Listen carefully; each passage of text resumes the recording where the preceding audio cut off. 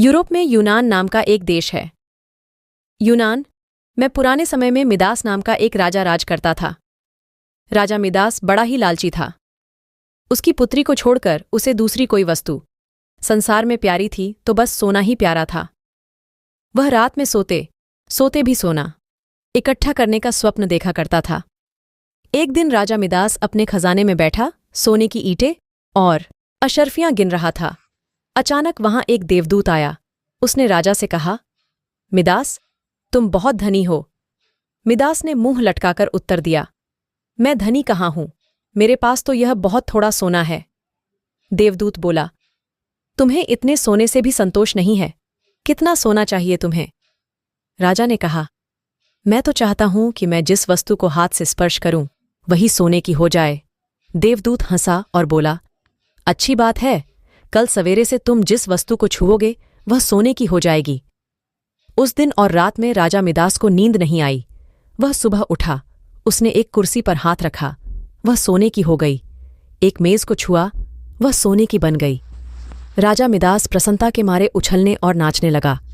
वह पागलों की भांति दौड़ता हुआ अपने बगीचे में गया और पेड़ों को छूने लगा। फूल, पत्ते, डालियां, गमले छुए, सब सोने के हो गए। सब चमाचम चमकने लगा। मिदास के पास सोने का पार नहीं रहा। दौड़ते उछलते में मिदास थक गया। उसे अभी तक यह पता ही नहीं लगा था कि उसके कपड़े भी सोने के होकर बहुत भारी हो गए हैं। वह प्यासा था और भूख भी उसे लगी थी। बगीचे से अपने राजमहल लौटकर एक सोने की कुर्सी पर बैठ गया। एक नौकर ने उसके आगे भोजन और पानी लाकर रख दिया, लेकिन जैसे ही मिदास ने भोजन को हाथ लगाया वह भोजन सोने का बन गया। उसने पानी पीने के लिए गिलास उठाया तो गिलास और पानी सोना हो गया। मिदास के सामने सोने की रोटियां, सोने के चावल, सोने के आलू आदि रखे थे। वह भूखा था, प्यासा था। सोना चबाकर उसकी भूख नहीं मिट। मुझे सोना नहीं चाहिए।